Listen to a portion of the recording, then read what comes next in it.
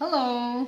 अभी हम सीखने वाले हैं यहाँ पर दैट इज अमरचंद स्कूल का जो पेपर आया है प्रैक्टिस वर्कशीट वो हम सॉल्व करेंगे। ओके तो सबसे पहले हम यहाँ पे ब्लैंक्स को सॉल्व करने की कोशिश करेंगे। तो चलिए मैं थोड़ा क्लोजअप ले लेती हूँ ताकि आप अच्छे से रीड कर पाओ क्वेश्चन को। राइट यहाँ पे लिखा है अ डजन मैंगोज कॉस्ट ₹120। अब सबसे पहले आपको ये पता होना चाहिए कि वन डजन जो मैंगो है उसमें कितनी चीजें आती है, पहले तो आपको ये पता होनी चाहिए। तो जब हमको एक चीज अगर हमारे दिमाग में क्लियर है तो हम आराम से दूसरा चीज कर सकते हैं। तो सबसे पहले हमको ये पता होना चाहिए कि भाई हमारे पास 1 डजन मतलब 12 मैंगोज हैं। मतलब अगर 1 डजन बोला है तो कितने मैंगोज हो गए हमारे पास? 12 मैंगोज हो गए। ओके अगर हमारे पास 12 मैंगोज हैं तो उसने बोला है the cost of 1 mango is dash. तो अब यहाँ पे the cost of 1 mango is dash का मतलब यहाँ पर ये है कि भाई अगर आपके पास 12 मैंगोज का, अब आप ऐसे लिखोगे क्योंकि हमको 2 चीजें दी गई हैं, एक तो डजन दी गई है यहाँ पर और यहाँ पर तो सिर्फ 1 मैंगो की बात कर रहे हैं। तो सबसे पहले हमारा फॉर्मूला होगा इसको चेंज करना। ये मैंने आपको रफ में बताया है, अब मैं आपको फेयर में करके बताती हूँ इसको हम कैसे करेंगे। ठीक है तो सबसे पहले आप इसको लिखेंगे नंबर 1। ठीक है और यहाँ पे आप पहले लिखोगे 1 dozen is equal to 12 mangoes. ये आप लिखकर ऐसे बॉक्स बना दीजिए या अंडरलाइन कर दो या बॉक्स बना दीजिए, जैसा भी आप बनाना चाहें आप बना सकते हैं। तो 1 dozen is equal to 12 mangoes. तो यहाँ पे लिखा है the cost of 1 mango is dash. तो कॉस्ट ऑफ 1 मैंगो, तो देखो अभी आपको मैंगोज और कॉस्ट यानी कि रुपीज। ओके तो अभी आपको डजन भूल जाना है कुछ टाइम के लिए डजन भूल जाना है। क्यों भूल जाना है? क्योंकि यहां पर मैंगोज 1 मैंगो का पूछा गया है, डजन्स का नहीं पूछा गया है। ओके तो आपको 2 चीजें दी गई है, एक तो चीज दी गई है मैंगोज और दूसरी चीज दी गई है कॉस्ट लिखो या फिर आप रुपीज लिखो, जो आप लिखना चाहो लिख सकते हो। ठीक है कितनी मैंगोज के लिए? 12। हाँ पहले इसको आप डबल लाइन करके अंडरलाइन कर देना। ठीक है ताकि ये आपके 2 हेडिंग हो जाए। ओके अब यहां पर मैंगोज और कॉस्ट में अगर आप देखो 12 मैंगोज में कितना रुपीज पे किया इसने? 120। मिस कहाँ लिखा है ₹120 इन्होंने पे किया है? अरे भाई इन्हें लिखा है ना कि 1 डजन इज इक्वल टू 120। तो इसका मतलब 12 मैंगोज इज इक्वल टू, यहां पे मैं मैंगोज भी लिख दूं एक बार, 12 मैंगोज इज इक्वल टू ₹120। तो फिर 1 mango is equal to how much? ये क्वेश्चन मार्क, 2 क्वेश्चन मार्क मतलब हाउ मच। और मैंने आपको सिखाया हम क्या करते हैं, क्रॉस मल्टीप्लाई करते हैं। क्रॉस मल्टीप्लाई मीन्स यहाँ पे खाली है तो ये दोनों की जोड़ी बन जाएगी। राइट ऐसे। तो अभी आप इसको और इसको लिखेंगे इधर, यानी कि 1 मल्टीप्लाई बाय 120 और डिवाइड में अपॉन में आ जाएगा 12। ओके अब हम कैंसिल करेंगे इसको। कैंसिल करने के लिए हम क्या करेंगे, यहाँ पे मुझे 12 का टेबल आता है, 12 1s are 12 और 12 10s are 120 होता है। राइट अब क्या बचा यहाँ पे? 1 into 10। तो 1 into 10 क्या होता है?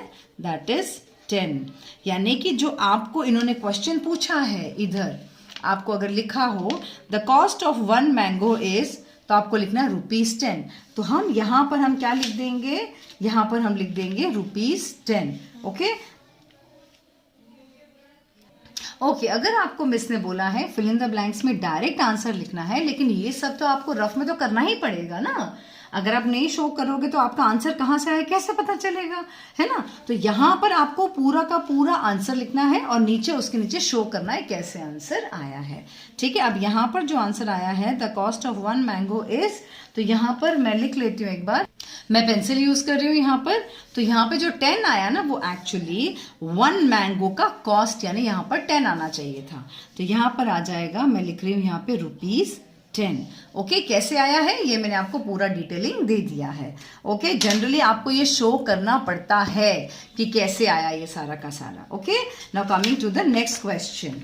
अब नेक्स्ट क्वेश्चन में हमारा क्वेश्चन क्या बोलता है हमको, हमारा क्वेश्चन को जरा मैं क्लोजअप में लेके आऊं तो आपको शायद ज्यादा समझ में आ जाएगा। नेक्स्ट क्वेश्चन बोलता है दिस मच सेंटीमीटर क्यूब, देखो इसको सेंटीमीटर 3 मत पढ़ना, सेंटीमीटर क्यूब पढ़ोगे, is equal to dash litre and dash millilitre. तो सबसे पहले क्यूब का और इनका मिलीलीटर वगैरह का रिश्ता क्या है, पहले हम वो देख लेते हैं लीटर और मिलीलीटर क्यूब में। ठीक है, चलिए स्टार्ट करते हैं। अब मैंने आपको सिखाया था, यहां पे अगर ये क्वेश्चन पढ़ोगे तो यहाँ पर सेंटीमीटर क्यूब है और यहाँ पे लीटर और मिलीलीटर है। तो अगर आपको याद हो तो मैंने आपको सिखाया था कि 1 centimetre cube is equal to 1 millilitre, भाई भाई सिखाया था ना कि सेंटीमीटर क्यूब और मिलीलीटर दोनों भाई भाई हैं, यानी जितना सेंटीमीटर क्यूब होगा उतना ही मिलीलीटर भी होगा। तो अब यहाँ पे हम इसको कैसे डिवाइड करेंगे, तो यानी कि पहले तो आप इतना लिखेंगे कि यहाँ पे 25695 centimetre cube is equal to 25695 millilitre. ठीक है, ये हम पहले एक चीज लिखेंगे।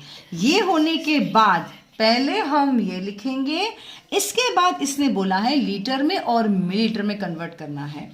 तो अब यहाँ पे ये मिलीलीटर में बना दिया हमने, इस चीज को मिलीलीटर कर दिया। अब इसके लिए हम क्या करेंगे, यहां पर हम करेंगे, हमको ये पता है ना कि 1 litre is equal to 1000 millilitre, ये हमको पता है। ये मिलीलीटर या लीटर को दिमाग में आए तो एक बिस्लरी की बोतल को याद रख लेना। ठीक है, तो एक बिस्लरी की बोतल को अगर लीटर में पूछो तो 1 लीटर होता है और मिलीलीटर में पूछो तो 1000 मिलीलीटर होता है। और ये 25695, तो यहाँ पे जो मिलीलीटर है ना उसको मिलीलीटर के नीचे ही लिखना है आपको। तो यहाँ पे 25695 millilitre is equal to how much, right. अब यहाँ पे हम क्रॉस मल्टीप्लाई करेंगे।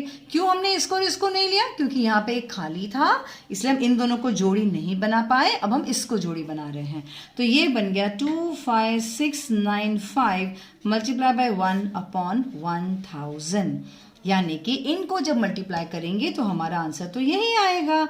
ठीक है, और अपॉन में आ जाएगा 1000। अब नीचे 3 जीरो है तो ऊपर 3 टिक मारो, 1 2 3, यानी कि आप इसको स्लैश कर सकते हो, ऐसे स्लैश कर सकते हो, स्लैश यानी कुछ इस तरह से ऐसे। तो यहाँ पे बन जाएगा 25 लीटर्स एंड 695 मिलीलीटर। ओके, बात समझ में आया।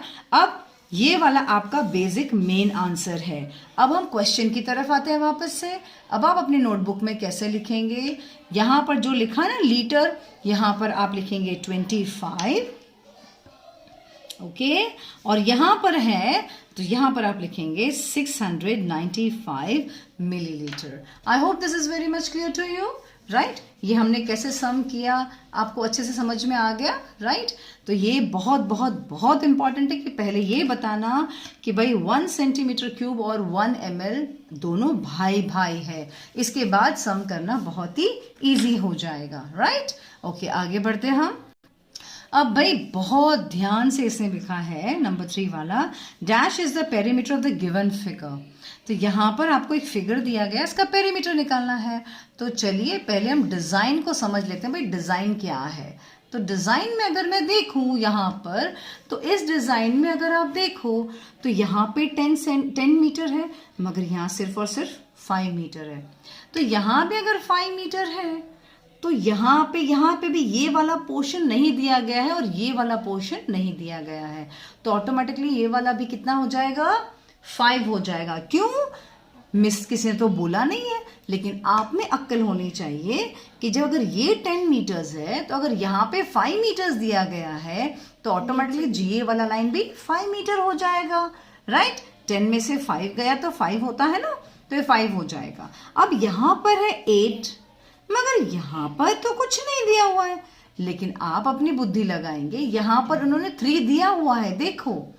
तो आप 8 में से 3 माइनस कर दो, 8 माइनस 3 करोगे तो आपके पास 5 आ जाएगा, यानी कि ये हो गया 5। बात समझ में? अब हमको सारे नंबर मिल गए हैं, तो अब हमको उसका पेरीमीटर निकालना है। तो टेक्निकली इसका जो फॉर्मूला होता है वो क्या होता है? इसका जो फॉर्मूला होता है generally that is perimeter of given figure, perimeter of given figure is equal to sum of all sides, right? ये हमारा फॉर्मूला होता है ना, होता है कि नहीं होता है? sum of all sides, right? अब यहाँ पे सबको प्लस करेंगे। मैं 10 से स्टार्ट करती हूँ। 10 metre plus 8 metre plus 5 meter plus 3 meter plus 5 meter plus 5 meter। अब इनको आप बैठ के प्लस करो। तो यहाँ पे मेरे लिए तो बहुत इजी है। 10 प्लस पहले ये मैं 5 5 5 15 होता है, और ये 3 16 17 18 होता है। 18 प्लस 8 होता है 26। 26 एंड 10 इज 36। तो 36 मीटर। और अगर आपको नहीं आता है तो प्लीज रफ बुक लीजिए और उसमें पहले देखो, अगर नहीं प्लस आता है इन केस, तो आप क्या करोगे? 10 प्लस 8 प्लस 5 एक बार करोगे, और दूसरे बार में आप 3 प्लस 5 प्लस 5 करोगे। राइट? समझ में आ गई बात? तो यहाँ पर कितना आ जाता है? 18 प्लस 5 इज 23, और यहाँ पर है 13। अगर आप इन दोनों को फिर वापस से प्लस करोगे 23 प्लस 13 को, तो यहाँ पर आ गया 6 और यहाँ पर आ गया 3, दैट इज 36। तो 36 मीटर हो गया। तो यहाँ पे जो क्वेश्चन दिया गया है, इसके बेसिस पे जो हमसे क्वेश्चन पूछा गया है, that is dash is the perimeter of the given figure, तो आपको लिखना है 36 मीटर। अगर आपने m नहीं लिखा आपका सम रॉन्ग हो जाएगा। तो प्लीज अगर यहाँ पे मीटर लिखा है तो आपको मीटर ही लिखना है। Is that clear? ओके, चलो अब हम नेक्स्ट वाले सम पे आते हैं। नेक्स्ट वाला सम हमको क्वेश्चन थोड़ा मैं क्लोजअप में लेके आना पड़ेगा मुझे। क्वेश्चन क्या बोलता है? Area of a rectangle 8 centimetre bye 9 centimetre is dash centimetre square. तो सबसे पहले एरिया ऑफ अ स्क्वायर, तो हम अपने रफ पेपर में आप पहले एक डिजाइनिंग कर लीजिए। कैसे डिजाइनिंग करेंगे? एक रेक्टेंगल बनाएंगे। रेक्टेंगल बनाएंगे तो यहाँ पे 8 सेंटीमीटर बाय 9 सेंटीमीटर है। तो पहले बड़े वाले में हम 8 लिखेंगे कि 9 लिखेंगे बताओ? तो हम यूं लिखेंगे, बड़े वाले में लिखेंगे 9 और छोटे वाले में लिखेंगे 8। आप ऐसे भी डिजाइन बना सकते हो, या तो फिर आप रेक्टेंगल का कुछ इस तरह से भी डिजाइन बना सकते हो, जहां आप यहाँ पे लिख सकते हो 8 और यहाँ लिख सकते हो 9, क्योंकि जो लंबा लाइन है ना उसमें हमेशा बड़ा नंबर आएगा। ठीक है, यहाँ पे लंबा लाइन है, इसमें बड़ा नंबर यहाँ पर आया। तो डिजाइन आप ऐसे भी बनाओ या ऐसे बनाओ, लेकिन डिजाइन रफ में बनाना जरूरी है। ठीक है, अब इन्होंने एरिया पूछा है। एरिया पूछा है मीन्स दिस वन, पूरा एरिया। तो एरिया का जो हमारा फॉर्मूला क्या होता है हमको ये पता होना चाहिए। तो सबसे पहले हमारा जो फॉर्मूला होता है, area of rectangle is equal to length multiply by breadth. Right? तो लेंथ कितना है हमारे पास में? यहाँ पे हम 8 और 9 है, तो हम 9 मल्टीप्लाई बाय 8 कर लें। तो 9 8 का क्या होता है हमारे पास बताओ जरा? 72। राइट? अब 72 सेंटीमीटर स्क्वायर, क्योंकि ये सेंटीमीटर्स में है ना इसीलिए, तो सेंटीमीटर स्क्वायर हो गया। तो यहाँ पे जो आपका आंसर है डैश में, यहाँ पर हम क्या लिखेंगे? यहाँ पर हम लिखेंगे 72 सेंटीमीटर स्क्वायर। अब ये आपका जो नोटबुक में अगर आपको लिखना हो तो पूरा कॉपी करना पड़ेगा आपको, और ये सम तो मैंने आपको पूरा का पूरा करके दिखा ही दिया है। राइट? अब हम आगे बढ़ते हैं। अब यहाँ पे हम जब आगे बढ़ेंगे तो यहाँ पे हमको कुछ चीजें बोली गई हैं। लेट अस सी हम क्या बताना चाहते हैं। यहाँ पे इसने बोला है area of cost price is equal to ₹1000, loss is this much, then selling price is this much. Cost price दिया गया है, लॉस दिया गया है। अब क्या चीज है आपको पता नहीं है, तो एग्जाम्पल ले लो, एक बॉल का समझ लो। एक मैं एग्जाम्पल दे रही हूं, ठीक है? तो सपोज करो एक बॉल है, इसका 1000 रुपया है, 1000 रुपीज है। क्या है? कॉस्ट प्राइस, यानी कि सीपी दिया गया है आपको। इसके बाद लॉस बोल रहा है, जब इसको बेचा होगा तो लॉस हुआ होगा, तो लॉस 30 रुपीज का लॉस हुआ है। अब then selling price is equal to rupees dash. अब ये डैश रुपीज बोल रहा है, तो सेलिंग प्राइस हम कैसे निकालेंगे? तो एसपी हमको क्वेश्चन मार्क, यानी हमको पता नहीं है, ठीक है। अब यहाँ पर जब हमको सेलिंग प्राइस निकालना होता है तो हमारा फॉर्मूला क्या होता है? सोचो जरा, आपने अब तक हमेशा क्या निकाला है? हमेशा आपने निकाला है प्रॉफिट या लॉस, लेकिन लॉस तो यहाँ पे दिया गया है ना। हमेशा आपने प्रॉफिट या लॉस ही निकाला है ना। जैसे मैं एग्जांपल दे रही हूं, जैसे अगर एसपी और सीपी, ठीक है, अगर एसपी बड़ा होता है तो यानी क्या होता है? प्रॉफिट होता है, ठीक है। लेकिन अगर एसपी छोटा होता है यहाँ पर सीपी के कंपेयर में, तो यहाँ पर होता है लॉस। और तब आप फॉर्मूला लिखते हैं, जैसे प्रॉफिट का फॉर्मूला लिखते हैं एसपी माइनस सीपी, राइट। और प्रॉफिट का फॉर्मूला लिखते हैं, लॉस का फॉर्मूला लिखते हैं आप सीपी माइनस एसपी। लेकिन यहाँ पे तो हमारे पास क्या चाहिए? हमको एसपी चाहिए। यहाँ पे एसपी दिया नहीं हुआ है, तो यहाँ पर ये वाले फॉर्मूला काम नहीं आ रहे हैं। तो कौन सा फॉर्मूला काम आएगा हमारे पास? हमारे पास जो हमको फॉर्मूला है SP is equal to CP minus loss. Miss ये लर्न करना पड़ेगा। टेक्निकली यस, इतना याद रखना, जब भी सेलिंग प्राइस निकाल रहे हैं, याद रखना, जब भी सेलिंग प्राइस निकाल रहे हैं, प्रॉफिट हुआ, मैं यहाँ पे आपको करके दिखा देती हूँ ये वाली चीज। वैसे ये याद करने के लिए मैं बता रही हूँ। अगर कभी भी सेलिंग प्राइस पूछा है ना, अगर सेलिंग प्राइस में अगर प्रॉफिट हो तो प्लस करना, प्रॉफिट हो तो आप क्या करोगे? प्लस करोगे।